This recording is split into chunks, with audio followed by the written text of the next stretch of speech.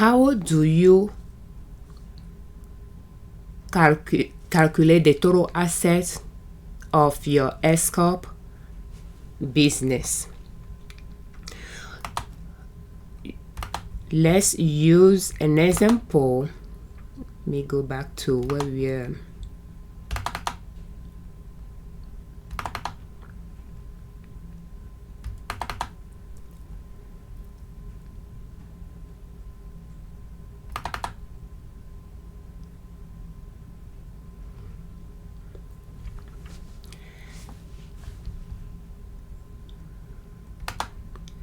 And we will need multiple documents for that as well. So to be able to file your tax return for your business, it is crucial you have your financial data on hand. If you have if you sell physical product, you have inventory, you'll have your inventory up to date. If you purchase assets for your business, like long-term asset for your business, it's good to have your depreciation well sorted out.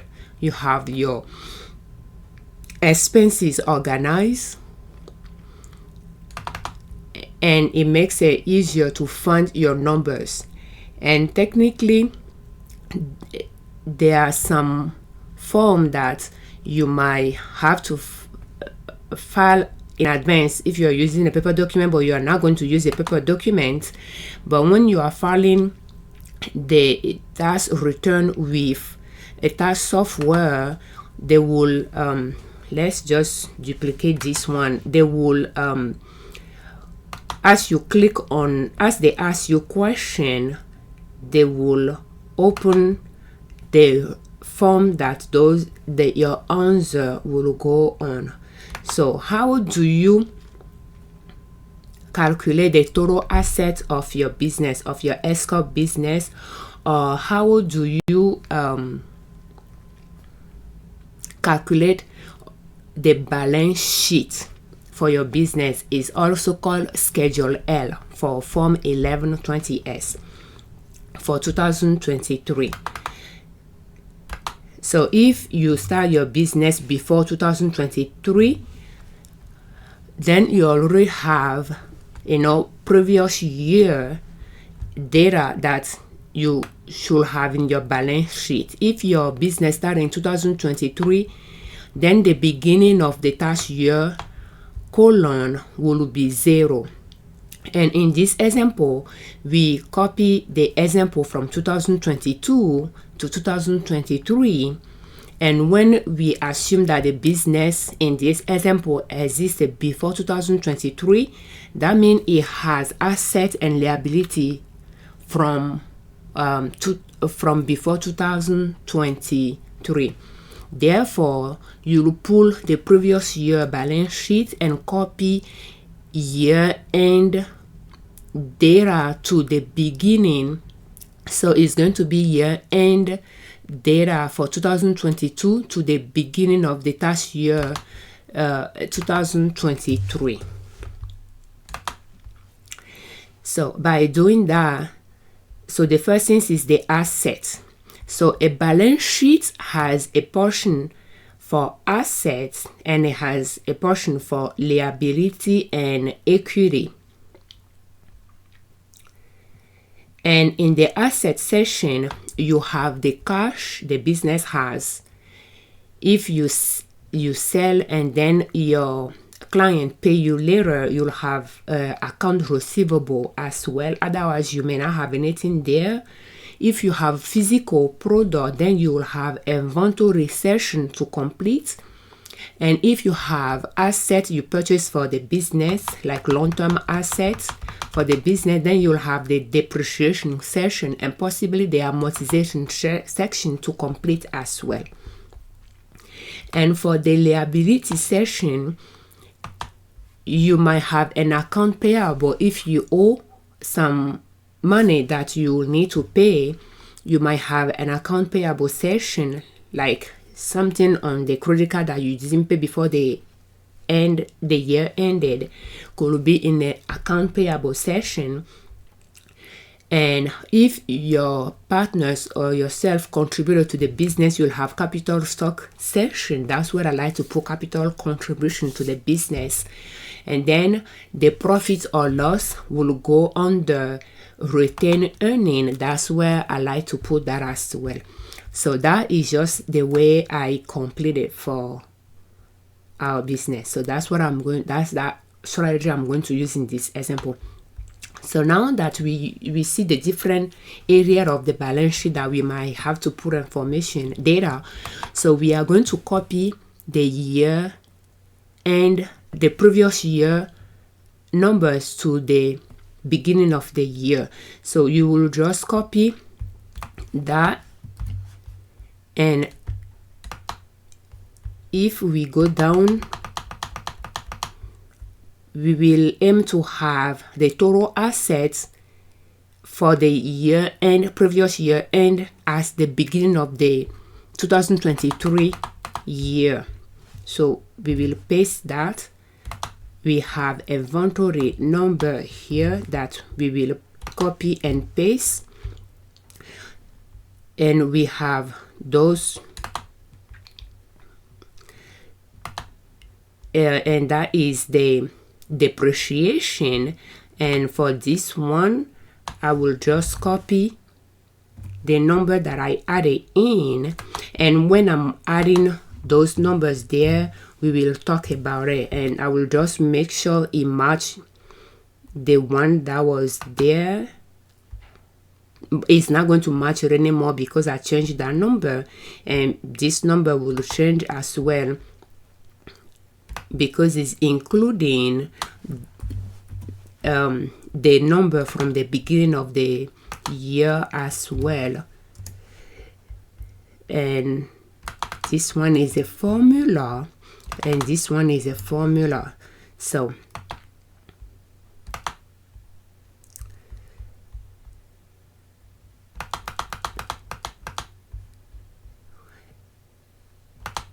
we don't have any dollar amount that we added there, so we are not going to add anything back there.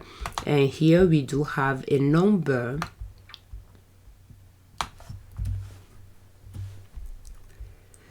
Instead of copying the number, that amount to paste at the beginning of the year, I'm just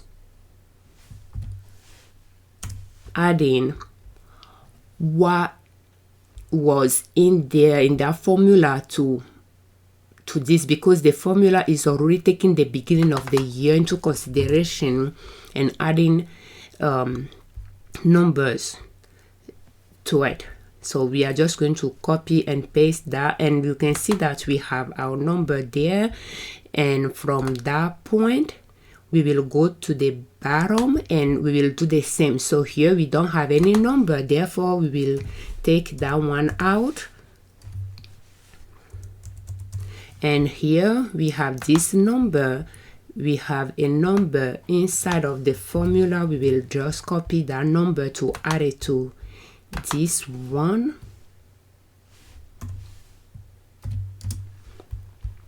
And because it's taking the beginning of the year into consideration and adding it to it, we are just going to see what it is adding to it and copy that as well.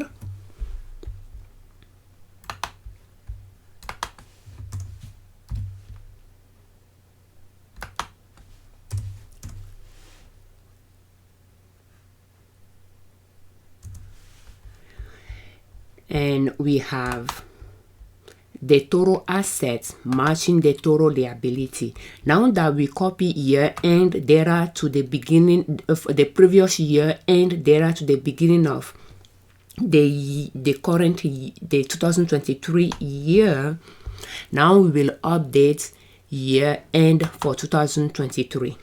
So cash, the first number under asset is cash. So that means you'll need to go to your bank account to see the cash available at the end of 2023. It's good to save your statement while on December 31st if you can, or update your financial data by then as well. So we have this example here, and we have, let's go to the beginning. We have a reconciliation of the bank account, and we have that 808.80 there to work with.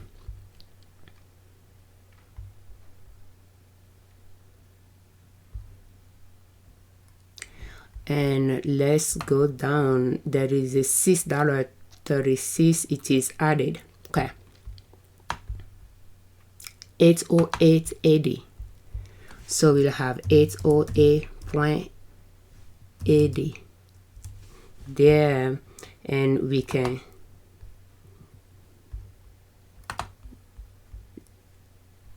see that there, and it seems like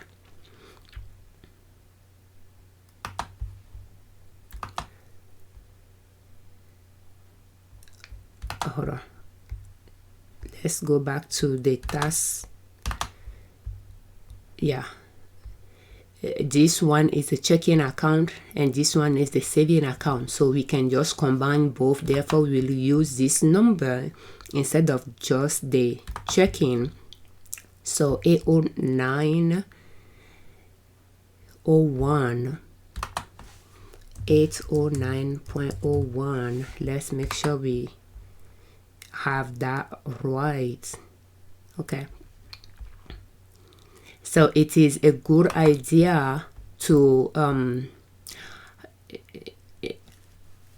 go through your bank account periodically to record transactions through that are going through your business bank account, to make sure you agree with every transaction, so that you have the balance, your cash available on hand accurate, that you agree on. Inventory. So if you have inventory, you have physical products you sell, you have inventory, then you need to go find the value of your inventory at the end of 2023. And we have inventory and sales for 2023 as an example to use, that will go on that line as well.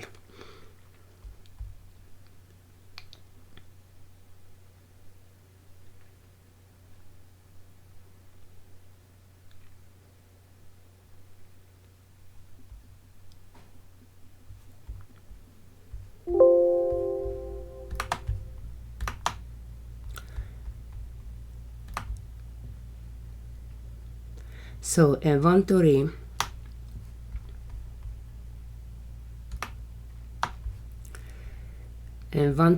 at the end of the year, 79 70 43. We can use that in this example. 79 70 43, 79 70.43. Let's double check to make sure we got it right. 79 70. We are looking at this number, 79 70 43,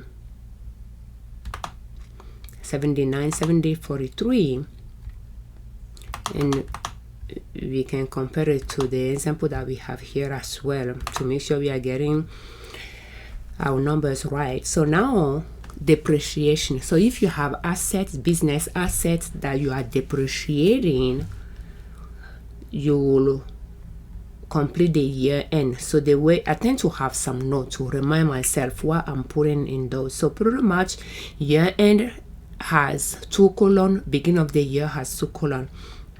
So for they say, let me put my, so building and other depreciable assets, pretty much if you purchase assets during the year, you will add that number in that cell. And in this point, we will take that 997 out because we already added to the beginning of the year when we copy things from right to left.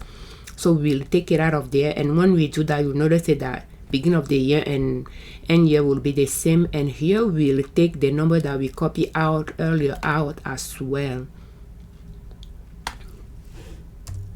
for now on, and that will be less accumulated depreciation. So depreciation that you took out throughout the years will go on that line, and the last column will do the calculation to tell you the remaining depreciable amount. So that's how it works, and the same thing goes for amortization as well. And we can take this number out of here as well because it's already at the beginning of the year. Now we will go and work on the depreciable asset. So you'll go through your depreciation document to see if you purchase assets or place assets in service during 2023. So we will go to our document and pull our depreciation asset.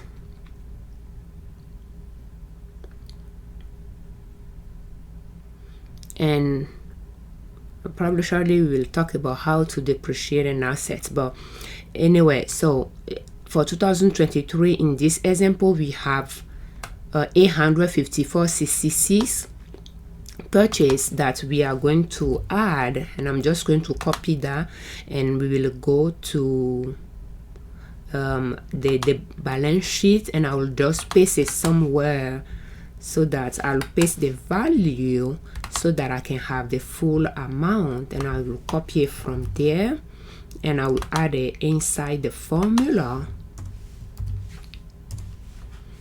and that is the depreciable total. And now less accumulated depreciation will include the amount you want to pretty much the depreciation you are going to take for 2023. You'll include that. So I don't know if I open that document. So we will, and that will include not just 2023 asset that you purchased, but if you have asset purchased from prior year that you are depreciating, you are not done depreciating, that will be included in it for the depreciation deduction that you'll take in 2023. So we will open a summary spreadsheet that total all of that for us as well, and the depreciation that we'll take in this example, we will copy that amount and we will go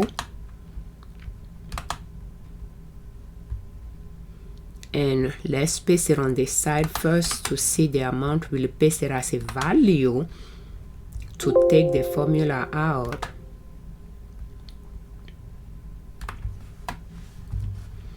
And we will get in and we will add it.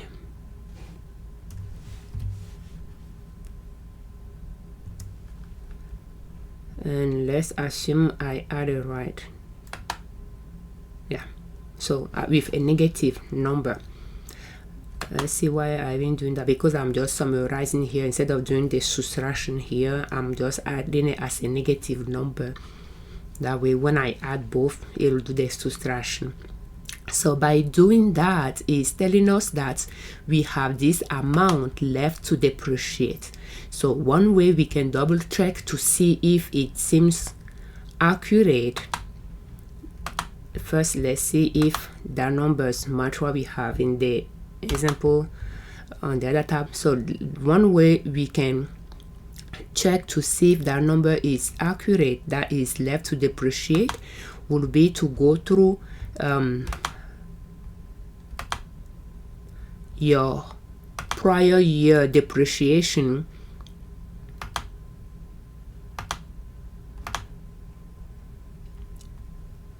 so this one does not have anything. To go to prior year depreciation and see the other remaining years that you have left to depreciate, and we can just do that a little bit quickly here. Let's see if I can open this.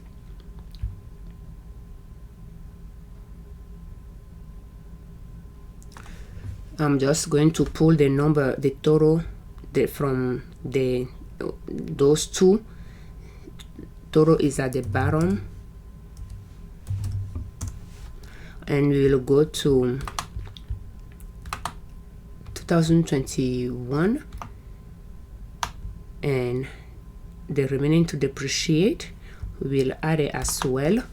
And that's how you can double check your numbers to see if your balance sheet, you are putting numbers in it well. That's one way to do that, if you are not using a software to automatically do those things for you. So for this 2022, the total is at the bottom, 698.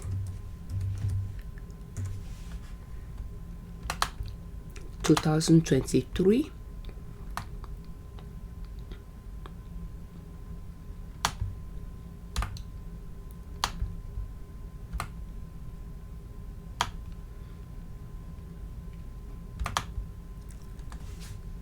$762.20. And now let's go back to the balance sheet and compare, and you can see we have some cents issue, and that's pretty much it. So that's good enough. And that's how the balance sheet, like the way I use it, that's the way I do. So pretty much the first row, whether it is this one or the beginning of the year or the end of the year, pretty much is the total depreciable assets you have in the business, and the less accumulated depreciation is the depreciation you took throughout the years. And then the middle, for the beginning of the year, the middle column will just tell you how much you have left to depreciate, and at the end of the year will tell you how much you have left to depreciate after you included the depreciable asset you purchased for the business during that year, and the depreciation deduction you are going to take that year. It will calculate the depreciable asset left. So, and this one to see is again another example. When we go back and we total everything, it should be close to that number as well. For let's go back again and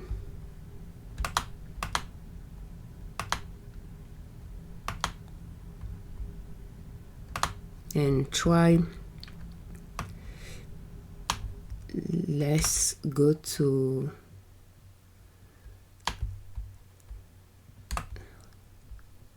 okay, so the total assets amount, so 658.10 plus, we'll go to the next year, and then that will be 318.81 plus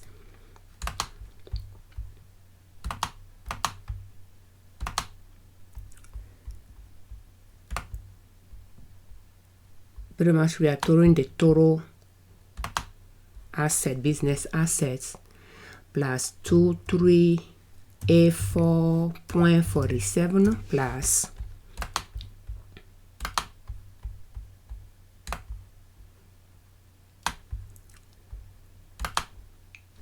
9.97 plus purchases during 2023. In this example, A54.66. And then when we go to the balance sheet, you can see that 4226.01 is there. So the same way that if we total the deduction taken throughout the years as well, it will be close to that number, leading us to how much we have left to depreciate going forward. So, and that is an asset for the business. So the same thing will work for the amortization section as well. So now that we're in the amortization section, we will go and check if we purchase an intangible product in 2023, and it does not look like it. Therefore, that portion area will remain still zero. And then if there is a amortization deduction to take for 2023, we need to include it. So since we already have an amortization, an intangible assets amount, and we have some dollar amount to depreciate remaining to amortize, since that we are going to take an amortization deduction for the year, therefore we will go to the years that we are amortizing, and we will pull the amount that we are going to deduct for 2023, and let me put that number and copy it, and with a negative number I will add a negative sign. I will add it in it. So let me take this out of here before I forget. So by doing that is telling me how much I have left to amortize, and when we can go back and double check to see if we are doing it well, we can see that we have one more amortization deduction to take, and that's that 11cc1 to make it off to $37.99. So, and this gives us the total asset for the business in this example. So that's one way to calculate the total assets for your business. So now that we did that, we can continue and check the liability section, because the total assets and total liability and the equity should match. So account payable, we can see there is an account payable, and we are going to use one in this example. I don't have it here, but for some purchases, let's go to the bottom. Some purchases toward the end of the year were not paid, were incurred through credit card, and they were not paid right away. They were paid right after the year ended. Therefore, you go through your credit card, like at the end of December, you can check how much balance you have on your credit cards, and I believe is 1cc something. So let's see what we use in this example here. 1cc 58. So 1cc 58, because the product purchase is in the asset section on top, while the money used to purchase has not come out of the account year. Therefore, it's good to put that in the liability section, that it was purchased, through credit card. Okay, so now capital account, and that's something that is good to track as well. And if the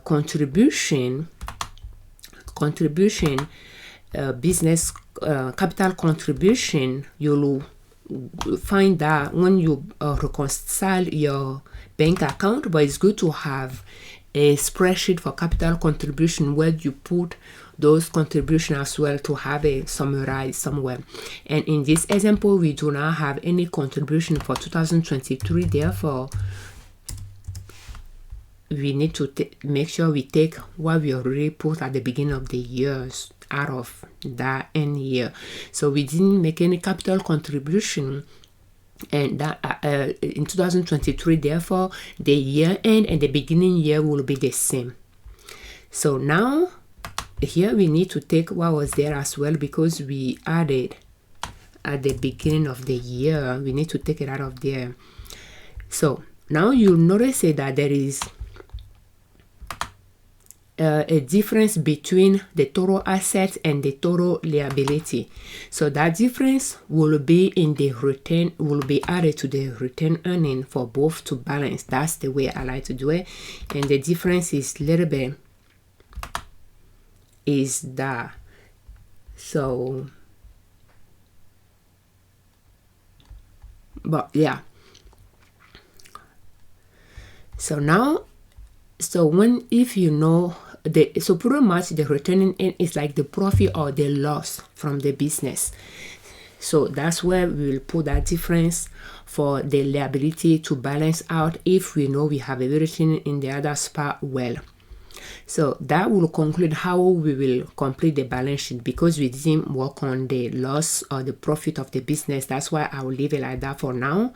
But pretty much this amount is going to come to be added there for that to zero out. And I can technically do that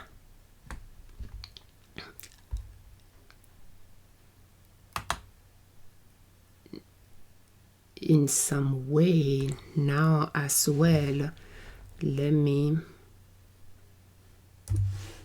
the business has a loss, and as you can see, because the asset is less, so there will be a loss that will be entered for both to match. So this conclude how we, you know, complete the Schedule L or the balance sheet for the S Corp, and how to calculate the total asset for the business. Now that we did that, we'll take this number and go put it on form 1120S, since that's the form that numbers will go to. So that's 10A70.98. So we'll go to the form 1120S, and let's make it a little bit smaller. If no, we cannot, but let's go back and check that number again. 10A70.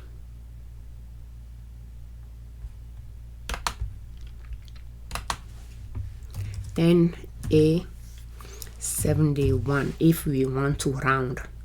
And let's just make sure we have our number right. 10A71. Okay. We thank you very much for your time. We thank you for watching. We thank you very much for watching our videos. We thank you very much for all your comments, and we thank you very much for all that subscribe to our channel. On our channel and on our blog, we share different ways you can save money and different ways you can make money to reach your financial independence, where you do not depend on an employer to provide for your family. On our blog, ninasoup.com, you can find free financial templates and business templates that you can download to manage your finances and to manage your business.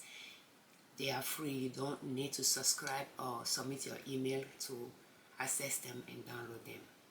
We have liberdownload.com, where you can purchase financial templates and business templates to manage your finances and to manage your business. I'm Afiavi Liberman, co-host of Liberman Consulting L.L.C YouTube channel, and ninasoup.com, our blog. Thank you.